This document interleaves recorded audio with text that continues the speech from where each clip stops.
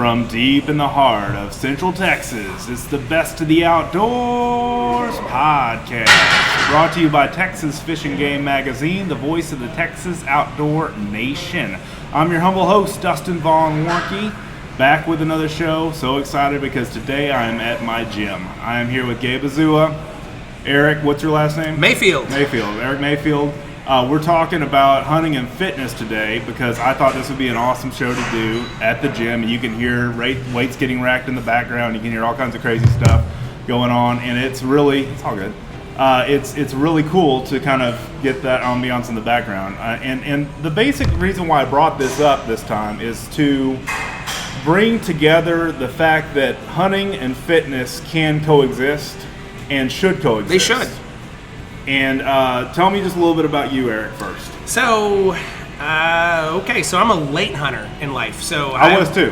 Very late. So I fished my whole life, always fished, but didn't hunt until I was in my mid-20s. I'm 44 right now. So caught the bug real quick.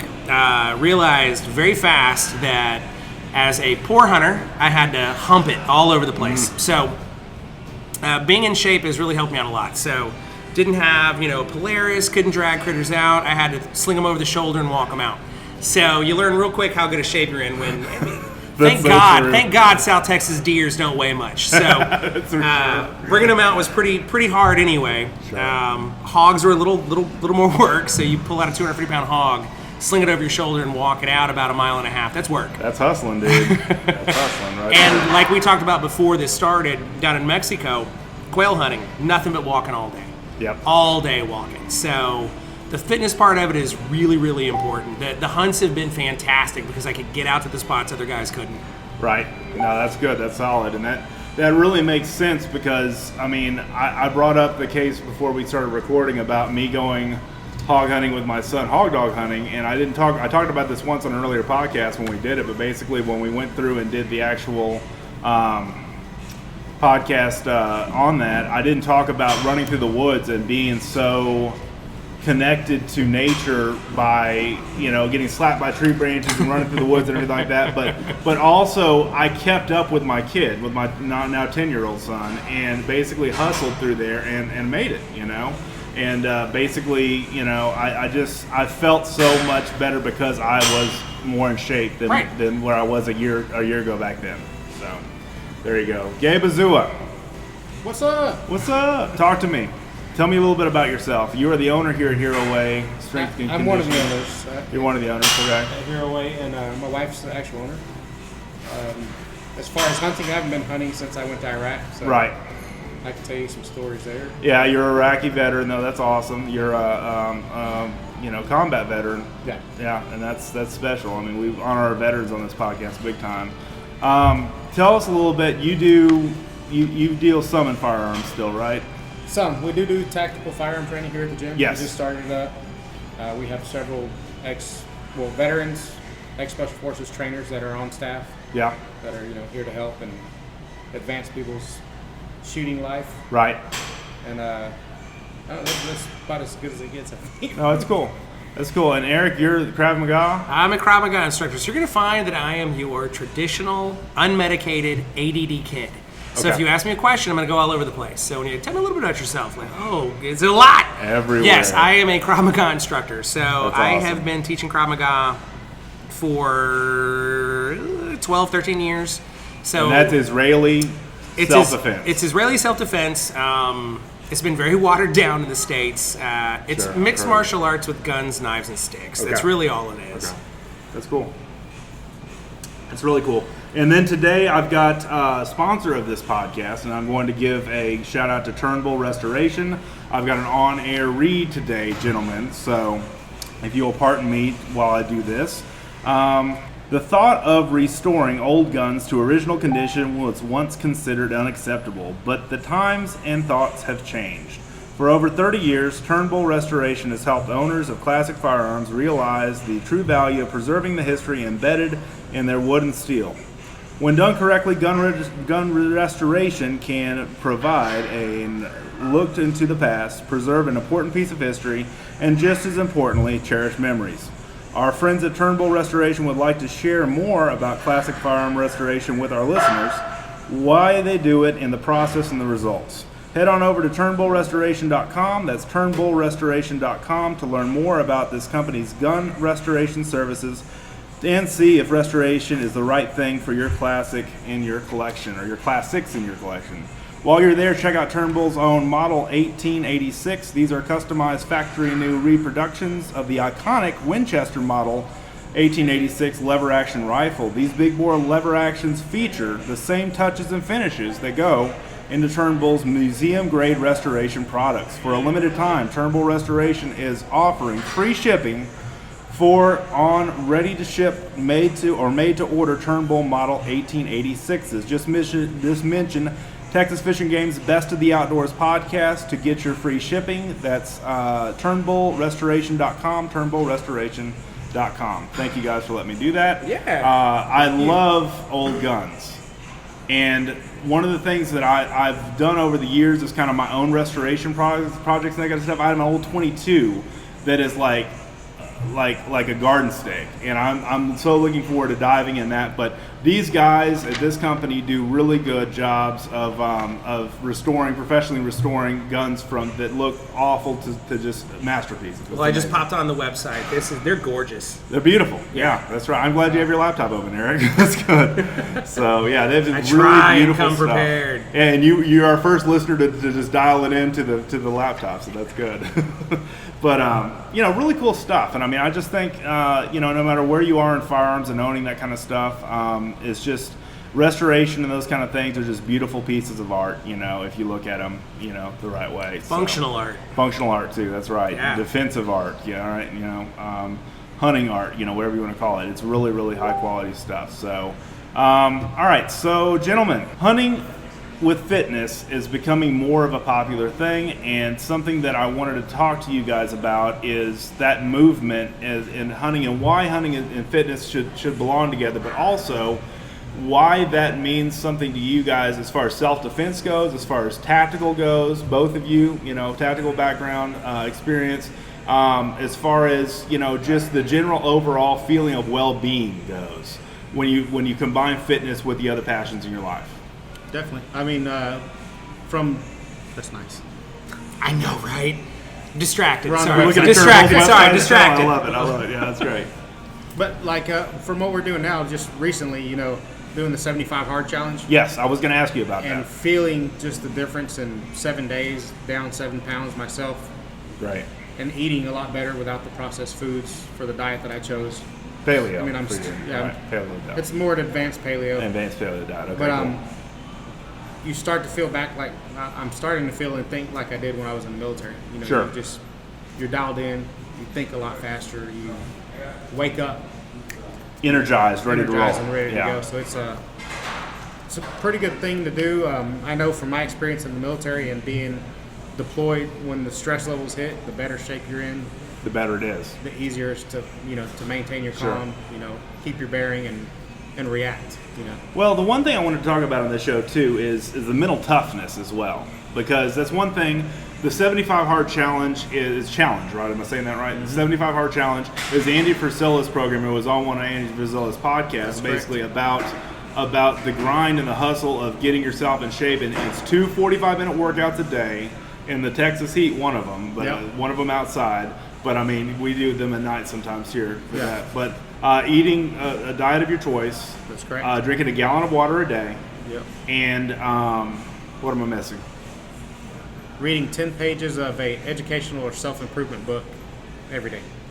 Like a personal development style Yeah. book, 10 pages a day. Yeah, actually reading, he says. Not listening. Yeah, Can't listen. You got not listening to It's audio. not an audiobook, right? Which Right. is hard for some of us. I know. Military guys. It's hard for non-military guys.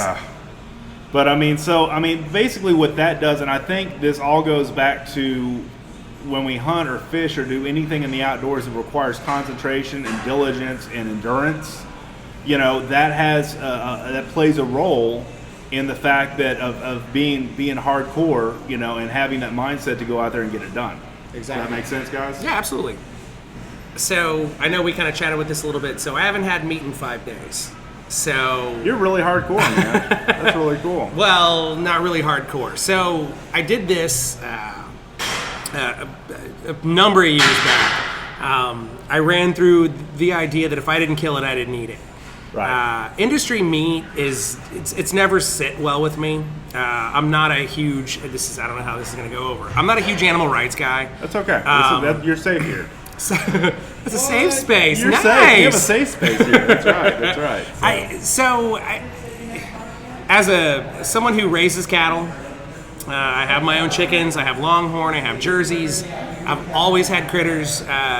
So my grandparents owned a meat market in Houston. That's where I was raised. There were never misconceptions about where meat came from for me. Lucky man. That's yeah, cool. it was awesome. And that's where our magazine's based too, is Houston. Just so right you know. on. So this was B&W Meat Market. Yeah. So this is off Shepherd. It was a fantastic meat market. So there was never an issue of being confused about the idea that meat wasn't a living animal at some point. It didn't come in a package. I knew it was an animal. Right. Styrofoam. As an adult, I really, this is going to sound horrible, but the movie Babe, Yes. the pig, Yes. the farmer had this whole thing that he did, this PSA about pigs, and I was like, oh my God, this industry sucks. Yeah. And believe me, I've killed many, many pigs. Sure. So I just looked at it as is this something that I want to put in my body?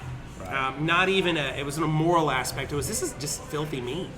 So looking at how the industry was dirty, I took it upon myself to only eat what I shot. And I did that for a few years, and I had a lot of meatless months. Sure. So, I lived here in Cedar Park, and I took to shooting squirrels out of the window of my bathroom With an into my air gun or a garden. BB gun or with something? with a bow. With a bow. With a okay, bow. cool. So Yeah. taking them out in the garden, that's how I was getting my protein for a little bit. And look, I had a couple of seasons where I didn't get any deer down in South Texas. Sure. So didn't have meat in the freezer. So I made do with what I could. I'm doing it again. Luckily now I have a ranch, so I'm capable of going out and harvesting my own meat.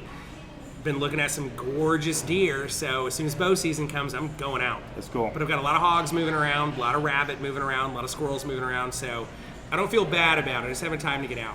Well, and this is the time of year that I usually talk about two things: budget hunting or hunting on a budget, Yeah. and also preparation for hunting season. Which in a way, it's always been about the gear for me because I'm more of a gearhead. But for me, the more I look at it this year going into it, it's more about the mental preparation and it's more about the physical preparation. Absolutely. Because I was going to bring up the backcountry hunters and anglers, and I know Jeremy Beeston was on the show not long ago. He's one of the guys that did a hike to hunt, which is basically a fundraiser that they go through and do a hiking excursion and then raise money for conservation at the same time. I believe Which that's is the way that awesome. works. Yeah, this looks awesome. Yeah, so just the whole side of the fitness side of what he's doing with the conservation group is really inspiring to me, as far as things that can go forward to helping our whole hunting community and Absolutely. our fishing and everything else out there that relies on outdoorsmen. So. And this is one of the things that I mean, thanks for introducing this to me, by the way. This is Sure. awesome. Yeah, it's a great organization. So being a Texan, there's not a whole lot of public land hunts here. Right. So it's mostly 3% private. maybe. 3% It's of the mostly land. private. Yeah, it's mostly and private, yeah. looking at the cost, so as a not wealthy guy, looking at the cost of going to hunt, sometimes it's prohibitive. It is. So and it's getting if- worse every day. I mean, if every you- year the leases are going higher. Which is and everything horrible. else, yeah. So looking Plus the at overhead. buying a tag in a different state sometimes is the best option. So I have a friend who just got transferred. He's Arizona. He just got transferred. He's in the Army. And I want to go elk hunting with him. Now, I love this guy to death. He's a little overweight. He wants to go elk hunting, but there's no way he's packing this thing out. Right. So I talked to him, let him know, give him some tips. We'd talk it out, we'd work it out, and I want to go hunt. I said, I will pack your critter out. Just split some meat with me. Sure. So I'm looking at doing some of these backcountry hunts. I mean, Yeah. there's guys like Cameron Haynes. Yeah. This is what he does. And That was what I was gonna bring up, too. moving into these areas, you find great animals, and the experiences you have by being able to walk 8 miles out, bag your animal, and pack him 8 miles back in. It's an experience that not a lot of people get to have. I agree. And having that level of endurance is something that most Texans don't really consider, because we do. We have Polarises, we have family land, there's We got usually small tracks, we got a lot of trucks. Yeah. So I have kind of ditched all of that. And just, even though I only have, 100 acres to move around on, I'm doing it all by foot. If I shoot something, I'm not taking the Polaris out and picking it up. I'm going to walk it out. Wow. It's one of those things that the experience of doing it, whenever I cook this animal and eat it, that whole experience comes back. It's almost like you have the experience, the endurance, and the trial and the effort to get it, but it's visceral. Also that's where I was going with this, visceral and spiritual. In a way. Absolutely. Because it is the soul of that animal that you are enjoying, and basically it's life that it gave for you, and it's basically what makes us human, And vegetarians and people that, I'm not saying anything about vegetarians or anti-hunters or anything like that, but they don't understand it to that level like we do. They don't get to have the experience that we do, for sure. Right. And spirituality, like you hit on it, that really is a religious experience for me. It's incredible. Yeah. To go out and watch an animal, I've watched some for years. To watch them mature and then be able to harvest them, I'm not ashamed to say that I've cried with a couple of them. It's been amazing. I have too, it has been absolutely amazing. I'm glad we both shared this on this podcast, because I think that is okay to say. It's been amazing to go up and feel this animal that I've watched. Oh yeah, thing. I love that it. much of a beautiful experience. And I'm not going to lie, the ribs have been great. So there's that too. Yeah, the ribs have been fantastic. There's that too. Yeah. So it really is an amazing experience that I would love it if everybody could have it at least once. Sure. I really would. And looking at some of these organizations that promote the health and wellness of it, yes. I think picks up a whole other group of people that don't think about it. It does. That's my whole point with even recording this show, is because I'm just like, what about people that may go to the gym but may not have thought about hunting that may listen to this, or people that hunt but have never thought about going to the gym? I mean, there are a lot of people that are outdoorsmen that just don't do anything for fitness, right. except for fitting this whole pizza in my mouth. The fitness. I was thinking about that all day, and I'm like, I'm going to pull this out and see what these guys say. It worked. And anyway, but no, the fitness, your old pizza in your mouth. Well, so what Gabe's doing with the paleo movement it's huge. It is. So the idea that, God bless CrossFit on a certain level. So, not a CrossFitter. Yeah. However, Gabe's not either. No. How it's kind of culty, but the thing is that it has brought a lot of people to fitness, and I'm okay with that. But the dietary, it's paleo is fantastic. Okay. Now, it's fantastic if you research it. Because absolutely. You can do it the wrong way quick. Stuck on one diet. You can do it the wrong way quick. Right. Now, I'll eat a pizza. Like, I will eat a pizza. I have nothing wrong with eating pizza, okay? I can't say pizza for 75 days. You can't even say pizza, Gabe. So introducing the paleo, the caveman, getting more into tribalism, that movement is starting. People are shedding off some of Western culture now. Looking at it and going, okay, well, that's great. So how about you harvest your own animal?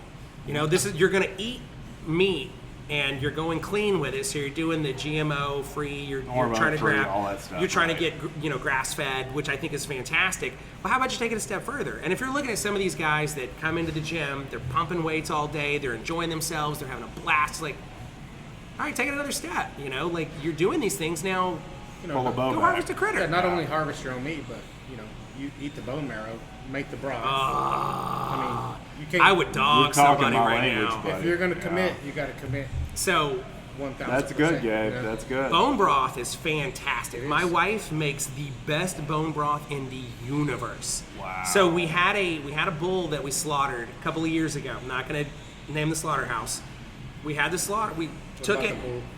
The bull's name was Steve. The bull had a name? I name them all. So the bull's name was Steve because he liked apples. So Steve Jobs, I named him Steve. They're now like porterhouse, tri-tip, refrigerator. But Steve, my wife was a little leery about eating Steve. So if Steve ate apples, it would taste even better anyway. He did. So when I went in to have the bull slaughtered, you have to fill out your form. Right. And I told them I wanted all the bones back. And they said, well, we'll give you some soup bones. I'm like, no. I don't want soup bones. I want all the bones back. What do you want those for? What do you care what I want them for? First of all, it's my animal. I want them for bone broth. I want the skeleton back. As much of the bone I can get, because that is so rich in nutrients. It is unreal. And the amount of broth you can make out of these things, you can have a cup of bone broth in the morning. It's like having a cup of tea, except better. Yeah. I never even thought about that. The health benefits are amazing. So it's like cooking a soup, basically. I can put anything up on the recipes we make with it. I'll do it out of rabbit. So we'll rabbit, the chickens we have. We make bone broth out of everything. It is nutrient dense. But like you said, it's got to be grass fed, because if not, you'll get all the All the all junk. the All the hormones junk and everything else. All Absolutely. the crap that you don't want. Yeah. and then it won't be. It's kind of like if you catch the animal before it goes to the feedlot for sale, then Right. then you're getting a real animal. But if Right. you catch it after it's been to the feedlot, It's been injected and whatever. Yeah. Well, it's not even that. It's what they're Fed trying to junk. fatten it up with. Feed- yeah, feed, you know, absolutely. Yeah, they're feed fattening all it the up. nutrients are gone out of the Yep. bone, so you really can't. Right. It's not No, as- not we've as enjoyed wholesome. bone broth now. So my wife turned me on to bone broth. She's a total hippie. So she's turned me on to bone broth. That's why I love her. You got to have love that it. yin and yang, man. That's so cool. So she turned me on to bone broth, and then when I started harvesting animals, she started making it. She immediately clicked onto hunting. I took her on a turkey hunt, which I thought was like, oh yes. Sure. So made the right choice. So she hasn't shot her own animal. She's a much better shot than I am. We've talked about this with your wife. My wife cannot shoot me. I'm like, Taylor, yeah. baby, I can eat meat all the time if you just go hunting. I wouldn't have this 5 days no meat if you just go hunting. You just shot So- something out of it. You just took So something. harvesting the entire animal. I'm really big on eating But- organ meat. Just like the bone broth, if you can't harvest it and get it yourself, you can buy it online, the powder that you can mix. Yeah. I'll give you the link. That way you can put it on your Well, there's site and stuff. farmers markets everywhere as well. I mean, we're in Austin. There's farmers markets everywhere. But Yeah, so we to get have the bones is hard, availability. though. I mean, they The sell. bone's a little more of a challenge. There's actually a couple of the guys down here that you can get them. Really? Okay, I cool. forgot the name of the meat guys. I forgot their name now. Oh. You can request whatever you want from them. They have no issues giving you bones. That's cool. They're super cool. That's I think really they cool. use A&M to slaughter their animals. Okay. So it's kind of neat that students get to do it as well. So Yeah. ethical slaughter. If anyone's got an issue with that, they're great. Right. The meat's fantastic. It's all grass fed. It's all hormone free. They're Yeah. really cool people. God, I wish I could remember their name. It's okay. Good deal. You can tell me after. Right on. I'll put it in the show notes. It's a nice thing, Gabe, about podcasting is show notes. You got show notes. You can always put things in show notes. Oh, yeah. Anyway. That'll be fun. Also, listeners, one of the reasons why I'm doing this podcast at the gym is Gabe and Taylor Azua, the owners of this gym, are starting a podcast for the Hero Way Strength 360 podcast, which will be on iTunes soon. And that's going to be a lot of fun, a lot of fitness, a lot of entrepreneurship, business, all that stuff. So Yeah, this is we- kind of a dry run in here on this podcasting equipment. So We want to interview all the self-made entrepreneurs, really self-made, not true like the self-made. link I sent you Yeah, that was fun. earlier. People who are in the struggle. You know what I'm saying? You don't have to put on a show in our podcast. You can come in and really tell us Be real. what's really going on and Right. what struggles other people are going to go through Right. to get there. But That's solid. it's going to be awesome. That's good. So I've been kind of helping them as the podcast guy, with getting this stuff, the hardware and the software and all that other He's stuff. done straighten out. everything. Well, thank you. I appreciate it. I love this stuff. Podcasting is one of my favorite mediums. So, and overall, I mean, can you, Eric, in your summations, we like to talk about things in the show, like your best hunting memory. I know Right. you started later in life. I Yeah. started in my early 20s, and I got real serious about it in my mid-20s, and then I started working for a magazine in my 30s, and now I'm 40. So we're not that far apart in age. Right. But any fun hunting memories for you? I have a ton of them. So I used to have access to 500 acres down in South Texas. Right. So I have pretty much every experience I had its own neat thing about it. Sure. Good ones and bad ones. So dragging out Stumpy, who was a deer that I watched for about 4 years. Oh, wow. So there was Stumpy, Tall Boy, and Jake. Now I don't know if you ever watched Pretty in Pink. I think I've watched So part of it. Jake was that Pretty in Pink or Breakfast? No, that was Pretty in Pink. What movie was that? It was one of the John Hughes Chick films. flicks. Jake was I like watched the the John stud. Hughes So I film. named this deer Jake. So I watched these animals for about 4 years. I saw Jake for about 45 seconds over the course of 4 years. His little brother Stumpy was a barrel, just a barrel of a buck. Big deer. And I had a morning where I went out and I forgot the seat for my tripod. So I had a little tripod set up in this nice little. It was a little cut where Yeah. some critters moved through. I've never until recently, I've never used cameras. I've just kind of tracked them around for a few days and then stalked them and then hunted them. And I forgot to seat the tripod, so I had to stand in it. So I was out there at 5 a.m. It was 30 degrees, and I'm standing up in this tripod, shivering, for about 3 hours before anything came out. Little hog came out. I'm thinking to myself, this is it. I'm done. I'm done here. So I shot the hog. Hog goes down. I stood there for a minute. I'm like, you know what? I'm going to hang out for a little bit longer. And just see. Yeah, sure. 15 minutes later, Stumpy comes trotting right out at me. So this animal comes, I'm like, I couldn't believe it. Right. You're kidding me. Right. Right. Yeah, I must have spooked him somewhere. He couldn't tell because it was a little draw. Couldn't tell where the shot came from, so he was booking it. He's coming through. Nailed him. He runs through. I hear him crash in the woods behind me. 2 animals down. 2 animals down. So I climb out of the tripod. I walk out in the woods. I find him. He made it about 55 yards in the woods, and he's way bigger than I thought he was. So solid 8 point. Didn't get him measured, but I mean the rack was thick. Yeah. 8 point, a lot of mass. but very, very thick. So, I mean, his brow tines were 8 inches. Sure. Big guy. So, I start pulling him out. I have no idea for reference because I've been shooting 120-pound deer. Sure. No reference how heavy this guy is, but he was heavy. It's like a damn horse. So, I drag him out. I managed to kind of sling him over my shoulders, and I've got to walk him back to camp to clean him up. I'm there by myself. So, it took me an hour and a half to get him out. Right. So I walk him back. I'm completely exhausted. I go back and I get the hog, and I walk the hog back. Now, I get the hog back, and even though it's cold, I get fleas on me. Sure. They're in my beard. Sure. I know you guys can't see it, but I got a beard. Yeah. I got fleas in my beard, so I strip down. I string this animal up, so I string Stumpy up. I get him cleaned up, and he looks like a damn horse. Huge. So I don't know. I don't know if maybe one of the genetic critters got out from a high fence somewhere, because there's no way this was a natural animal. There's no way. He was huge. And dense wise. So I get him up here. I was using Hudson's South Congress to clean at the time. So I brought him in, put him down. The guy comes out and goes, "Where'd you shoot the damn horse?" I'm like, see?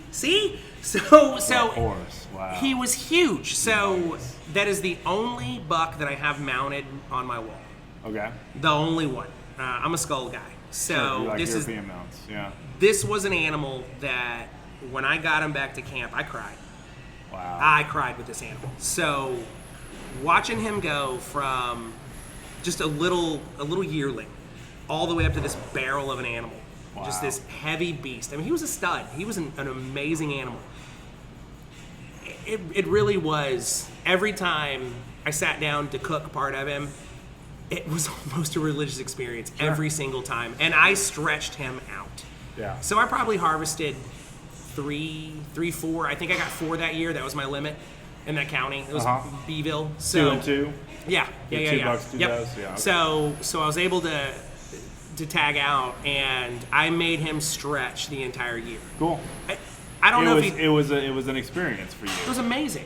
Yeah, it was absolutely amazing. And that's really what hunting is all about. Is it's not just the meat that we eat; it's the experience and I always say it on this show: communing with nature, and that makes sound a little weird. It's church, man. It's there's a guy, Adam J, that does a song "I Love Fishing" on one of our other shows. He has a song that he just came out with called "The Ocean Is My Church," and Right? I was just like that. I totally get it. The woods are my church, dude. I mean, it's all it's all encompassing. It's all the enormity of it all. Is Absolutely just amazing. The way it all works, the way that hunting works and fishing works.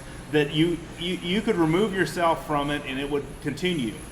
But it does not need us. But we are there to conserve and help. We need it. We need it, but I mean, it's just one of those things, and something has to die for you to live. It could be a plant, or it could be an animal. Life feeds on life. That's how it works. That's just the way it works. Right.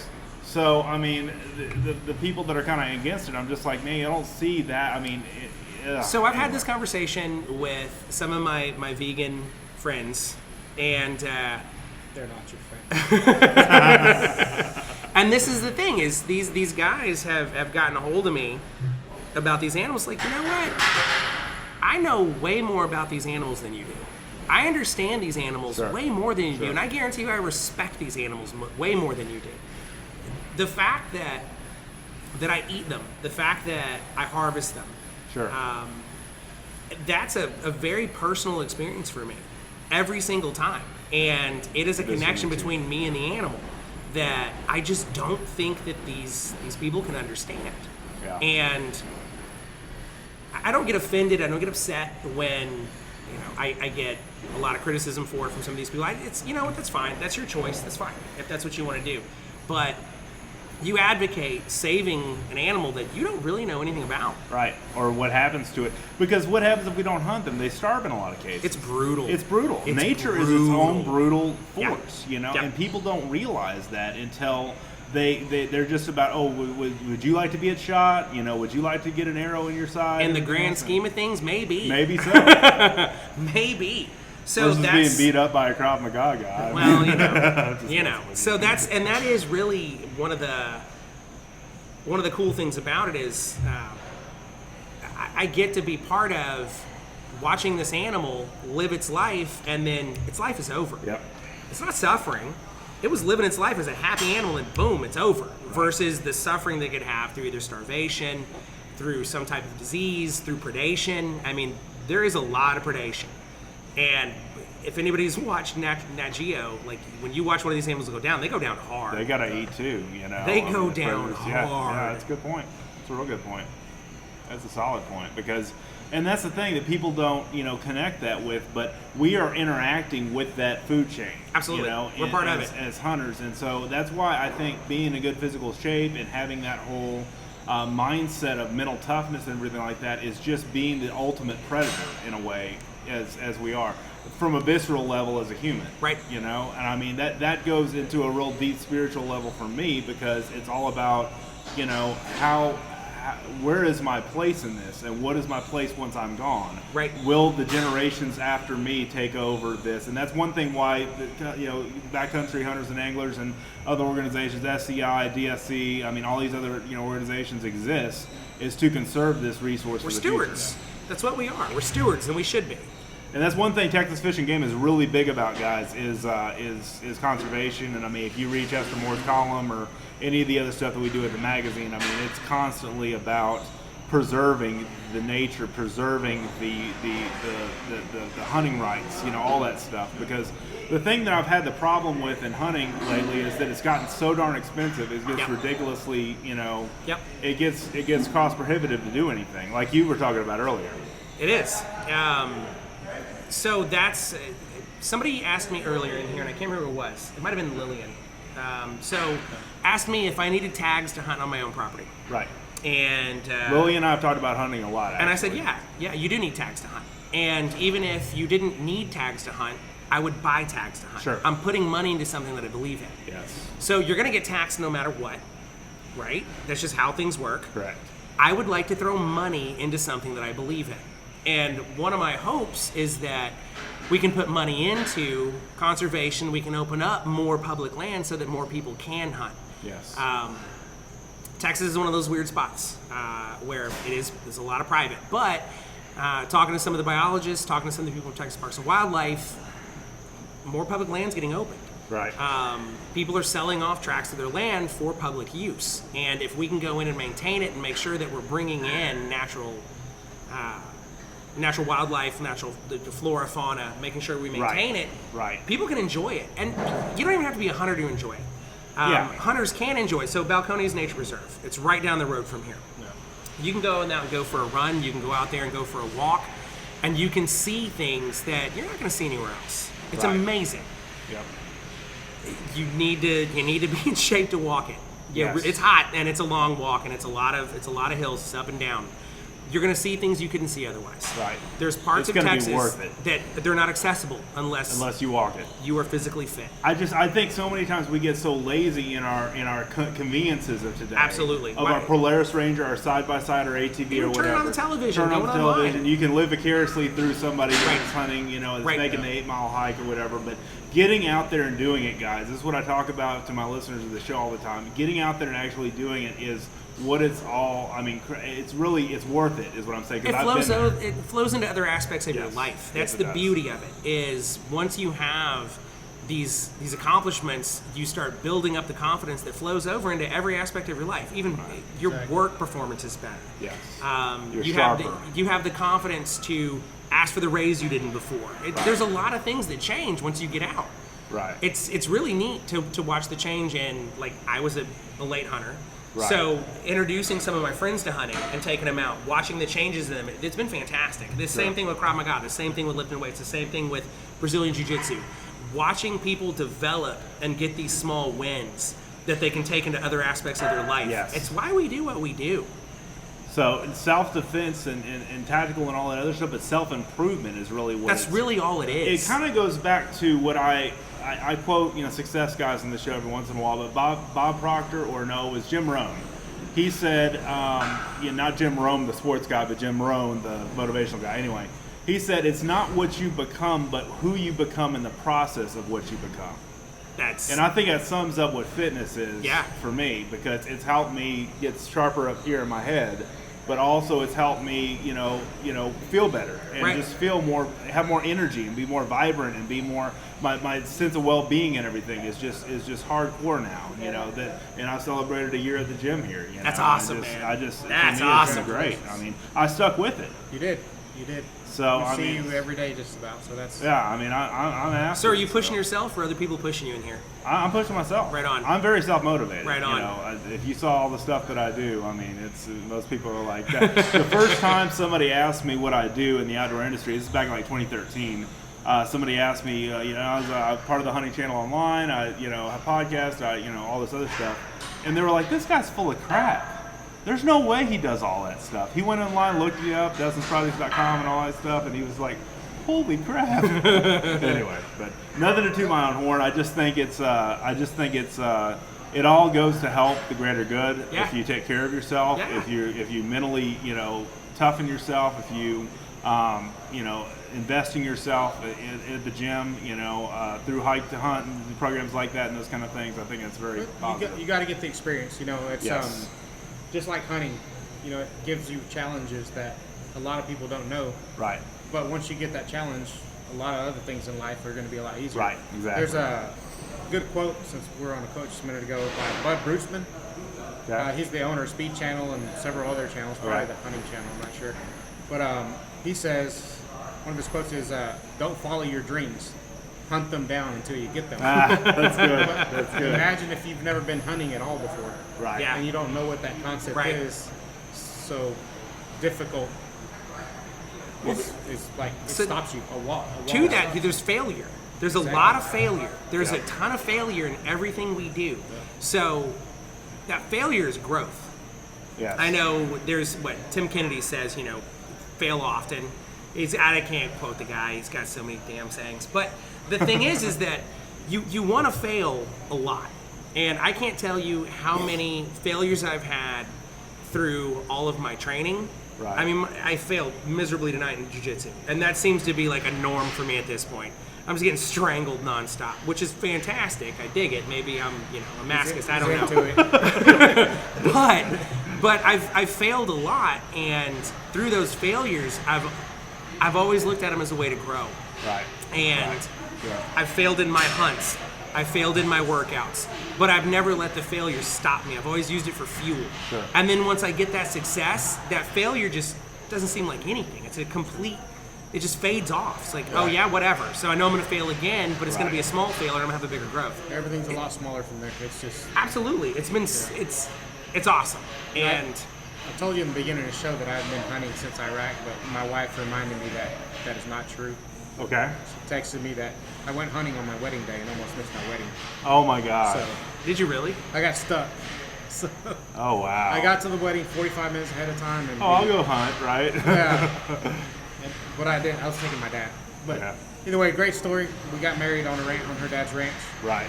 And 45 minutes before the wedding, we were cleaning a deer on a bucket of the tractor So Outside my of the- wedding seems lame now, outside of the wedding man. venue.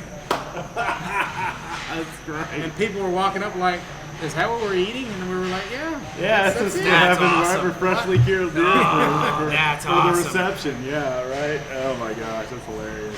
So that was my hunting story. That's a Great good hunting memory. experience. Yeah. She had to remind me that, that Rolodex went on. I'm like, oh, Yeah. Hey. Wait a Yeah. minute. That's cool. That's cool. Well, thank you guys so much for any final thoughts that y'all want to say before we get out of here. Every hunter out there should pick up some form of exercise right now. And I mean every single one of you. That means if you're an 85-year-old hunter, Sure. go on a walk. Just go on a walk.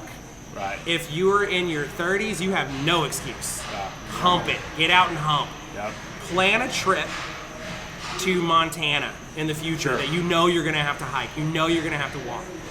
Get out and move, man. Get out and be part of nature other than just that short 3-4 hours you get out and sit in your stand. Get out and move. We don't all get to stalk hunt. Some of us only get to blind hunt, stand hunt, and that's fine. There's nothing wrong with it. Walk out to it. Yeah. Don't drive out to Don't it. drive Walk out to it. Yeah, I see what you're saying. Harvest the animal. Quarter it and walk it out. And carry it, pack Walk it out. it out, Pack it man. out. Do small things. Get out and enjoy the fact that you are a predator. You are a wild animal. Be one. It's what we are. Enjoy it. Sure. That's awesome. That's great final Exactly. thought. I love that. Gabe, what do you have to say? just get active. For hunting, your awareness has got to be keen. So, take part in some kind of self-defense class. Sure. Get in there and learn how to be aware of your surroundings, or how to maneuver your weapon a lot better.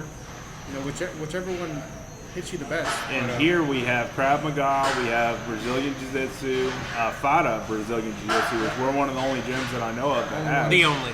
In the US. America, okay, Yeah. in the U.S. And then what else? Tactical firearms Tactical training. firearms training. Yeah, all Which veterans, I'm looking forward to. All police officers. I'm looking forward to it. Remember, we hire the best of the best here. Sure. So these guys are very well vetted. They know what they're talking about. They know what they're doing. You'll get 100 years of experience behind the Sure. weapon. Sure. When you're getting taught, it's not just a guy that passed certification course and Oh, I'm a teacher. That's yeah, awesome. Yeah. not that. Well, it's just you hear on the news and you hear on YouTube and places like that, places of these guys that were like these awesome instructors, but they really weren't even Navy SEAls. They were really not even in the Army to begin Right. with, or in the Navy to begin Yeah. with. And it's just like, where are the real people at? Y'all hire real people here that have actually been through, real experience. Yeah, we also have boxing, but like I tell everybody, we don't hire anybody that hasn't been punched in the face. And smiled about it. That was that was an experience. Yeah, that's right. That's You gotta right. know how to Yeah, live that's right. past it. So. And the other one I was going to tell you before we close out the show, another one for your laptop, Eric, Skull Hooker, skullhooker.com. They will be a sponsor on this podcast later this year, okay? And I'm actually dedicating a whole podcast to actual European mounts. Awesome. Dude, they make these European mounts that you can turn. Dude. They make table side ones, or they make wall mounted ones in the wall, and then they make a trophy tree which you can put in the corner, and you can actually turn left or right, and actually really my does. God, look at Isn't that. that cool, dude? I mean, I love that stuff. So. No, this is awesome. Yeah, I figured that would be because you're a skull guy. You just told me you were a skull I guy. will be sending these guys my 10 point that did I show you the 10 point? I'm gonna send them this guy. Yeah, well, no, you can. It's just a mounting bracket. You don't have. It's just a bracket, it's just so a I get to bracket. clean it up? You get to clean it out and do everything. So, and then That's even better. You get to have, or you can pay somebody to do it. No. I love doing I'll it. do it for you. But they provide the bracket, the metal, and everything else for it. Dude, to- that's It awesome. looks great. I mean, it looks great. Let me see what you're looking at here. Yeah, that's it. That's it. No, that's awesome. Yeah, that's really cool.